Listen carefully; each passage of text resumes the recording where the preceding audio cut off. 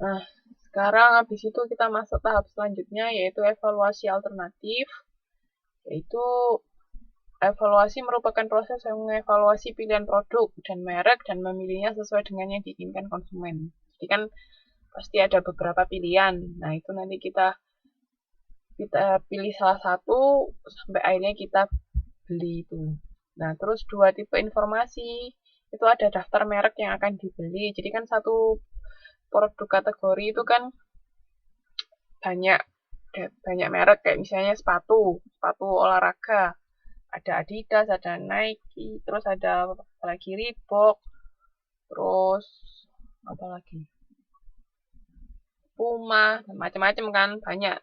Nah, itu dipilih yang paling cocok misalnya sama kriteria dari mbak-mbak sama mas. Kan pasti ada kriteria masing-masing kan. Ketika milih misalnya suka dari warnanya atau dari harganya atau dari fungsinya. Nah, itu. Terus habis itu nih, makanya yang kedua itu adalah kriteria yang digunakan dalam mengevaluasi setiap merek. Jadi setelah kita punya daftar pilihannya, itu kita evaluasi berdasarkan kriterianya. Oke.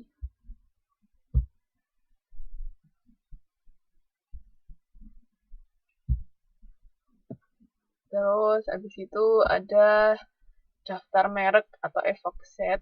Jadi sejumlah kecil merek yang dikenal, diingat dan ditemukan konsumen bisa diterima.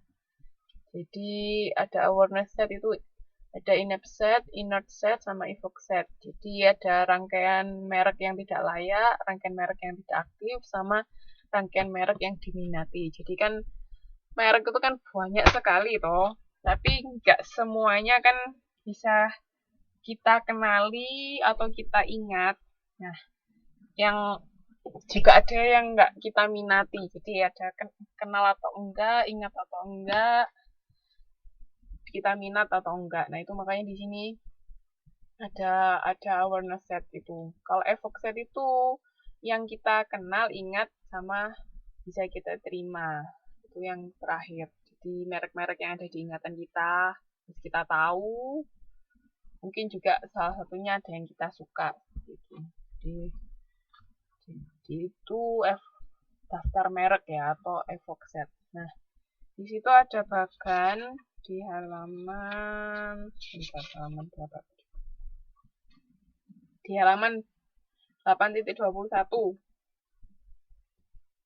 Bisa dilihat, jadi itu ada semua merek kan, yang pertama. Nah, ada semua merek yang dibagi jadi dua, ada yang dikenal sama tidak dikenal. Nah, dari yang dikenal itu ada evoke set, itu merek yang diminati atau diterima. Terus ada inert tadi yang tidak layak atau tidak dapat diterima. Kalau inert itu tidak aktif atau dianggap biasa. Terus ada juga merek yang diabaikan, itu yang kita nggak tahu. Nah, terus habis itu dari evoke set itu kita pilih lagi. Ada yang kita beli sama yang nggak kita beli. Jadi itu proses pemilihan merek atau produk ya. Oke. Nah, ini penyebab mereka tidak masuk ke dalam evoke set. Jadi kan merek itu kan banyak sekali. Tapi kenapa kok dia bisa tidak masuk ke evoke set kita? Itu karena mungkin kita tidak mengenali merek tersebut. Terus mungkin kita ngerasa merek itu nggak oke, jadi tidak bisa diterima sama konsumen. Maksudnya masing-masing individu, misalnya ada yang kayak tadi sepatu, ada yang suka naik, ada yang suka Reebok. Jadi kan masing-masing beda, makanya ada yang bisa diterima, ada yang bisa nggak. Misalnya yang suka naik, dia nggak bisa menerima Reebok, itu bisa. Terus gitu juga sebaliknya. Terus juga ada merek bisa dipersepsikan tidak mempunyai manfaat. Nah, karena misalnya kita lagi butuh sepatu futsal. Nah, mungkin ada dari merek sepatu yang tidak menyediakan sepatu futsal. Nah, makanya itu nggak masuk ke dalam daftar pilihan kita. Terus kalau terabaikan, ya kita nggak menghiraukan. Sama juga tidak dipilih. Itu ada. Jadi, penyebab tidak masuk situ ya. Tidak masuk evoxed itu kenapa?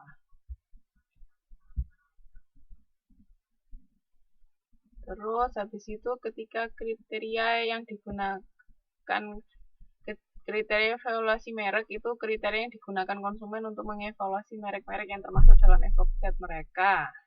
Biasanya merupakan atribut produk yang dianggap penting. Ya kayak yang tadi sudah kita bahas di awal, ada yang milih produk itu berdasarkan harga, ada yang berdasarkan kualitas, ada yang berdasarkan penampilannya, macam-macam manfaatnya juga bisa.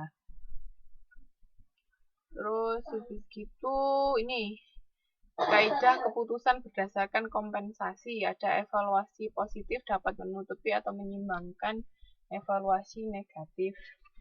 Itu bisa dilihat di halaman 8.24. Jadi RB itu skor untuk merek tertentu, merek B. Nah, W itu tingkat kepentingan atau bobot weight-nya. Jadi dari evaluasi yang kita berikan tuh bobotnya seberapa, terus kalau B-nya itu evaluasi dari merek untuk setiap kriteria evaluasi. Jadi misalnya kalau di buku itu contohnya ada beberapa merek kan, gitu kriterianya ada harga, ada ukuran layar, garansi, kualitas gambar. Nah, dari beberapa itu kan kita beri evaluasi ya, dari sangat buruk sampai sangat bagus kita beri skor. Nah, nanti dikalikan terus dijumlah, ketemunya misalnya produk mana yang paling besar skornya, itu yang nanti kita pilih. Seperti itu. Jadi di situ kalau dicontoh di buku itu yang paling besar Samsung. Jadi kita pilih Samsung, misalnya seperti itu. Jadi dari weight yang kita berikan, bobot yang kita berikan tadi dari sangat tidak bagus sampai sangat bagus itu dikalikan kali sampai ketemu berapa. Nah, ini tingkat kepentingannya itu misalnya kalau harga itu 30%, ukuran layar 15%, ya nanti dari bobot misalnya kita harga itu paling penting, berarti kan kita kasih 5. Nah, 5 dikalikan 30 gitu. Terus kayak gitu sampai semua kriteria kita kasih bobot. Jadi totalnya pasti harus 100% ya. Jadi total tingkat kepentingannya ada 100%. Oke.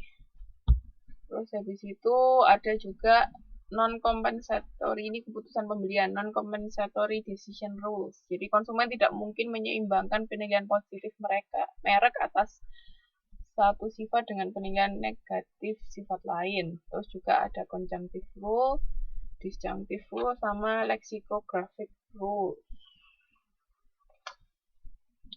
Kalau conjunctive rule itu konsumen menetapkan suatu tingkat terpisah yang secara minimal dapat diterima sebagai titik terendah. Jadi kalau misalnya ada merek tertentu yang jatuh di bawah titik minimum, merek tersebut dihapuskan dari pertimbangan selanjutnya. Dia ada dari titik terendah. Kalau kita misalnya ada istilahnya kayak level toleransi. Kalau misalnya itu di bawah dari level toleransi kita, itu biasanya kita keluarkan dari pilihan. Terus kalau yang disjunctive rules itu menetapkan tingkat kinerja minimal untuk setiap atribut yang dianggap penting. Jadi kan ada dari kayak tadi kalau di televisi itu kan ada beberapa kriteria. Nah, itu ada yang penting sama tidak penting menurut kita. Ini kan masing-masing konsumen kan dari kalau di sini ada 6 kan, harga, ukuran layar, garansi, kualitas gambar, memori program, sama kemudahan pengoperasian. Nah, itu misalnya kalau untuk saya harga itu penting, tapi mungkin untuk misalnya Mbak Suci harga nggak penting. Nah, berarti itu nggak masuk di evaluasi. Jadi kita hanya kriteria yang akan kita pilih